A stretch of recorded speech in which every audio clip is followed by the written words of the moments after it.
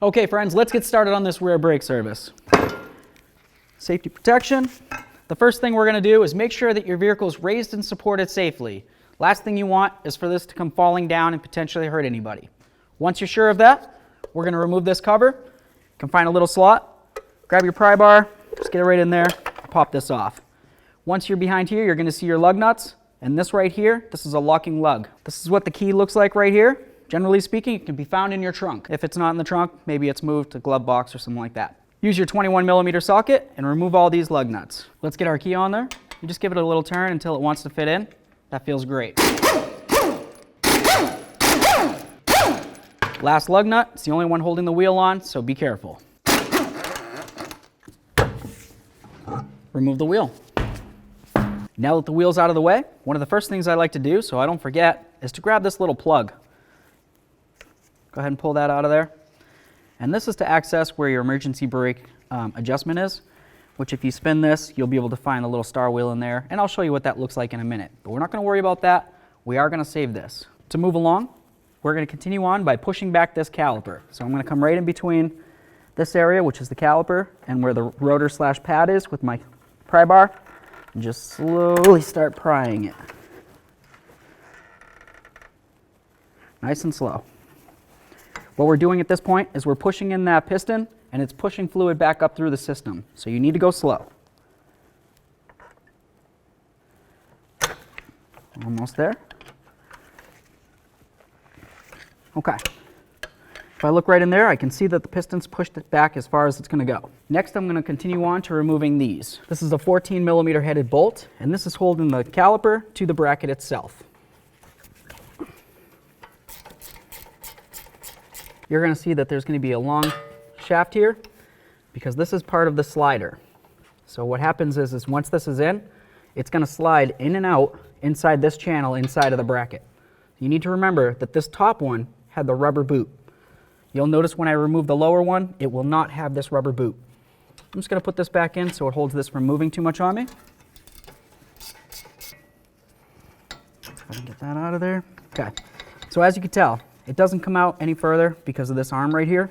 I'm not really super worried about that because what I'll do is I'll just start them both in a little bit more, and then I'm going to remove the bracket bolts. And they're just these little 19mm headed bolts on the back side. So to get these out, as you can tell, there's minimal room. I'm going to use a 19mm wrench, put it right on there, and I'm going to use a rubber mallet to give this a nice bonk. There we are. The top one.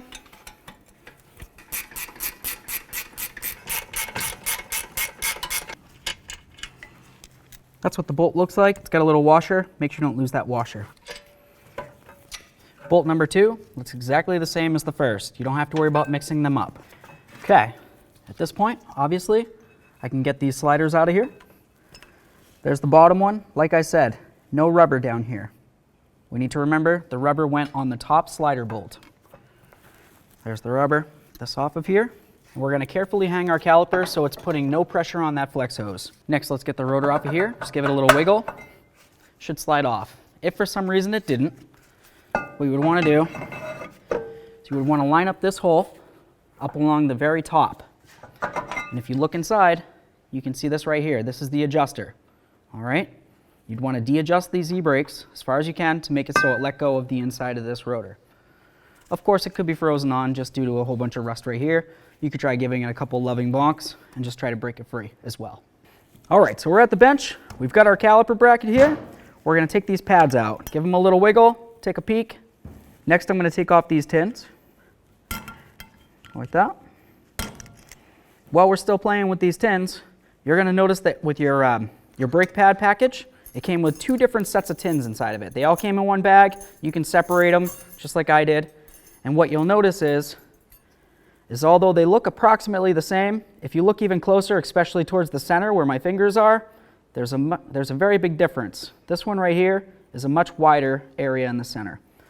So what I would do is I would just match them up. You can put them over each other and make sure that that lines up.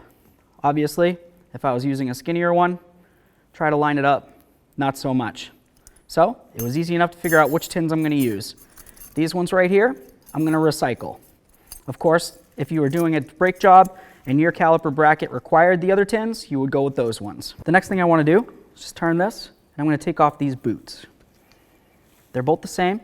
You don't have to worry about mixing them up, but you do want to stretch them. Give them a little stretch, give them a peek. Make sure that they're not torn or worn.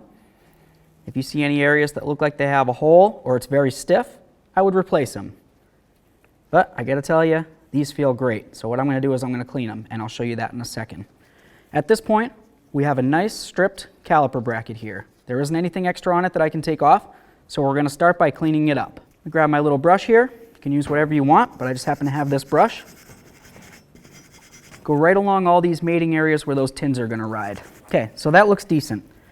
You wanna make sure you look right along here, along these corners. If you see any buildup, like you can see me scraping away, you need to make sure you get that out of there. Any buildup is gonna cause a raised area between the bracket and this. Once you have that and you put your pad in there, there's a possibility that that pad won't be able to function as it should. Clean these up nice. It's worth taking an extra second.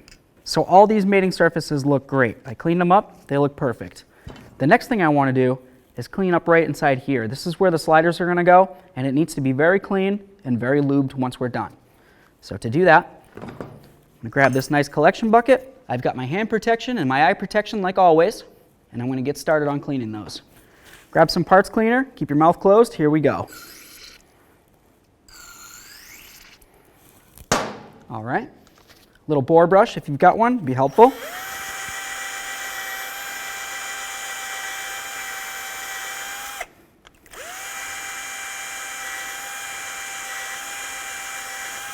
All right, let's dump them out. Ooh, nasty.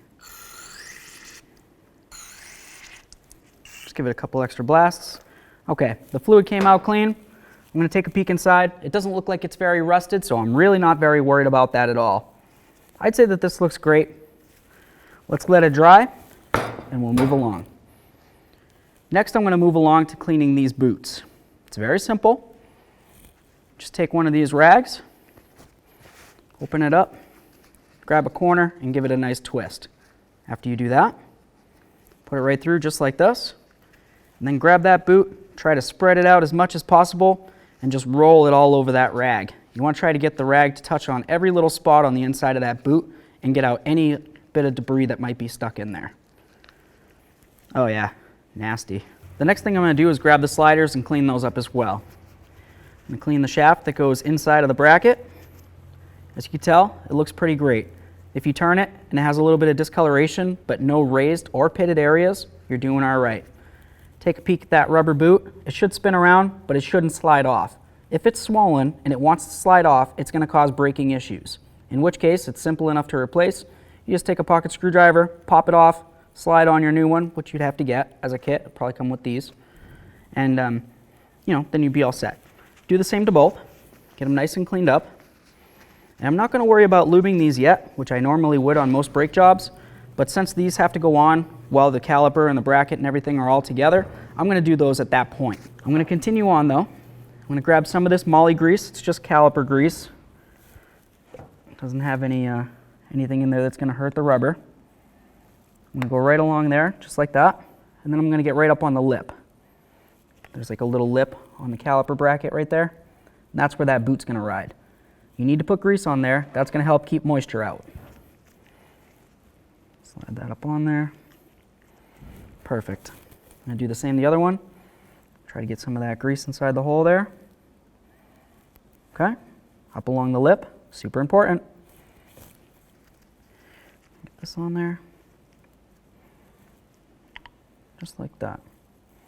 Perfect. We're going to continue on with that caliper grease. We're going to go right along those mating surfaces for where the caliper bracket and the tins connect. And this is going to help with vibration dampening and of course keeping moisture out of there. Super important. One thing that I would mention is that you don't want to put on so much that it's globby and that it could come squirting out. Once you put these tins on, you don't want it to come pushing out towards the center there where the rotor is going to be and potentially get in between the braking surfaces. So just make a nice thin layer, something to keep the moisture out. Go ahead and put these tins on there. They slide right on, easy peasy. This caliper bracket's good to go. Let's get back over to the vehicle. Next thing we're going to do is take our little brush and clean up this hub This is right where the rotor's going to mate up against, so you want to make sure it's nice and smooth. Next thing we're going to do is clean this down. Right into that collection receptacle, of course.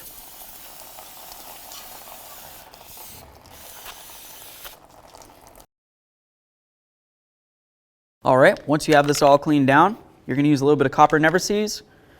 Up along the top up here is where your adjuster is. I like to go right on the threads, the area where it will get threaded in. That looks good. Right down along here, you're going to see your e-brake mechanism. Give that a little spray as well. If you happen to get any on the shoes, on the braking surface, you need to make sure you clean that down. Now we're going to hit the hub, continuing with the copper never seize. So next we're going to clean the braking surface on the rotor. It's important to remember you have the back side, the front side, and then of course where the emergency brake is going to ride. You need to have all those surfaces clean.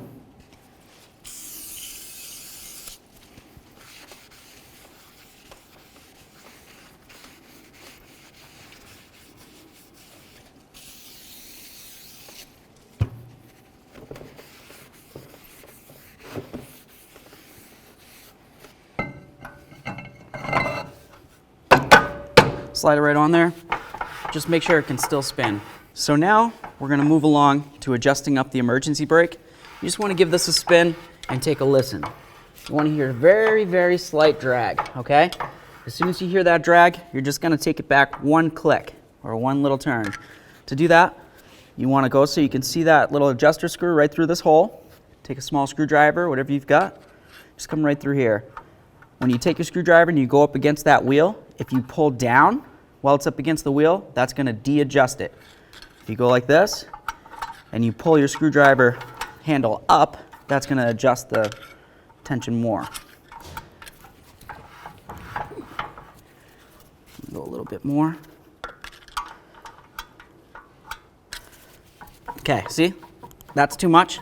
If you left it like this, that's going to be a major issue. I'm going to go back 2 clicks. A little bit. There we go. This feels great.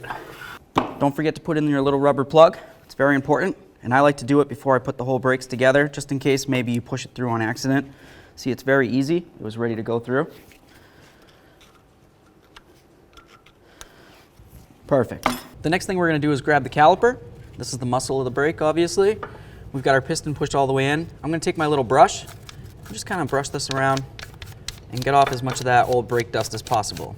Obviously, you don't want to breathe it in. Next, I'm going to take a little bit of this brake caliper moly grease.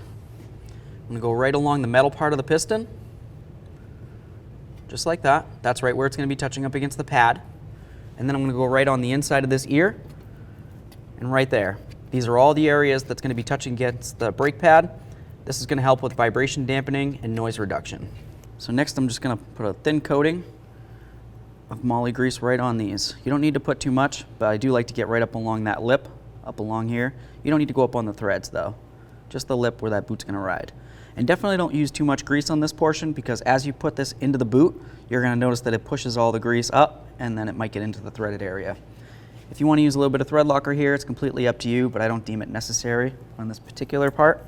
So we've got our bracket, we've got our 2 pads. The pad that has the squealer, or the wear indicator, is going to go on the inside. All right, so the side that has the boots, that would be considered the inside portion of the bracket. Just kind of slide it right in there like that. Fits in nice. It's going to slide around real easy, so this part's going to be one of the hardest parts of the whole job, is just trying to get everything to stay together while you lay it up on top. Put it right there. Beautiful. So now, if you look, you can see everything sitting right in there where it needs to be. I would turn it more, but everything's loose and I don't want it to fall apart. So now I'm just going to grab the caliper, hold the pads in there, and I'm going to go like this. And that's just so I can make sure that I know which side's going to be the top, which is this side right here. Set it back down. Now I'm going to grab my sliders, right?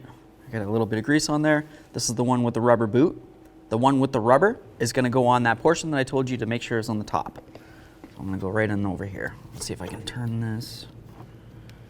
It's hard to do that way, this way. Slide it right in. And grab the other slider. Okay. Now that I have both of those started, I'm going to snug them up. Okay, that one's snug. Okay, now that I've done that, I want to show you something that's very important. If you take your pocket screwdriver and you go right along the boot, you can tell that it's not up on the lip where it's supposed to sit. If you left it like this, there's a very good possibility that moisture is going to make its way in there. So just go ahead and give it a little squeeze, work it so it's sitting in the lip up along the top as far as it can go. And then of course, make sure you didn't pull it off of the lip on the bracket. Do the same to both boots. So now it's time to get the caliper on here. Just going to slide it right over the rotor. Okay, I've got my 2 caliper bracket bolts, and I have the 2 washers, of course. I like to use a little bit of thread locker. We'll call that your prerogative. Go right in here. I'm going to start both these in before I snug any of them up. Okay, so now it's time to torque the caliper to the bracket. That's going to be these bolts right here.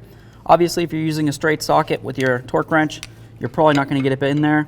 You could just use a swivel socket. That'll work. I'm going to start with the top, and I'm going to torque it to 32 foot-pounds. Torqued, torqued. Now it's important to make sure that you torque down the caliper bracket to knuckle bolts. To do that, I'm going to grab my torque wrench with my socket. I'm going to set it to 62 foot-pounds. Okay, this one's even less likely to get in there, so I'm just going to grab my wrench. Okay, beep! I'd say that's approximately 62. It's definitely tight, and I use thread locker. So I torque the bolts that hold the bracket to the knuckle. I torque the slider bolts that hold the caliper to the bracket. So next we're going to make our way under the hood. And right on the driver's side, you're going to see this panel right here, and it says right on it, brake fluid. Grab these little tabs, lift this up. There's your master cylinder. As you can tell, you have a maximum line and a minimum line. Just give it a little wiggle and check to make sure your brake fluid's up close to that maximum line. Once it is, go ahead and get inside your vehicle. We're going to pump up the brakes till it's nice and firm. Then we're going to come back out here and double check to make sure this is full. So I'm just going to pump this up nice and slow.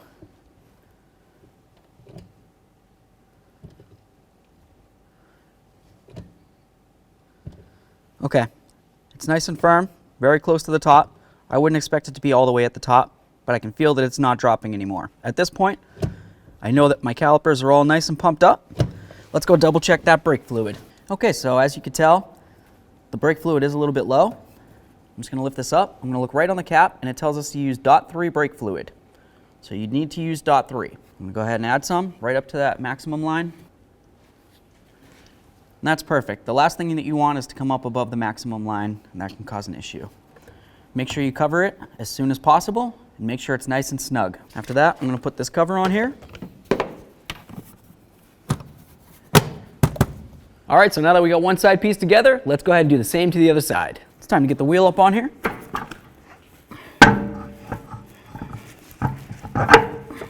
All right, so now it's time to snug up the wheel. We've got our little wheel lock key here. Generally speaking, you don't want to use an air gun to tighten these up, so all I'm going to do is actually just bottom it out with this. I'm not going to put any pressure on it because I don't want to break it.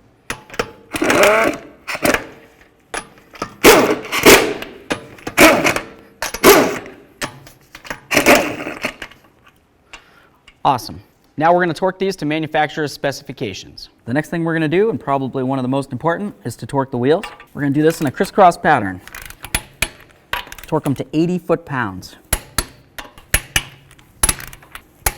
Make sure you grab that off of there. Those are all torqued. Let's grab that center cover.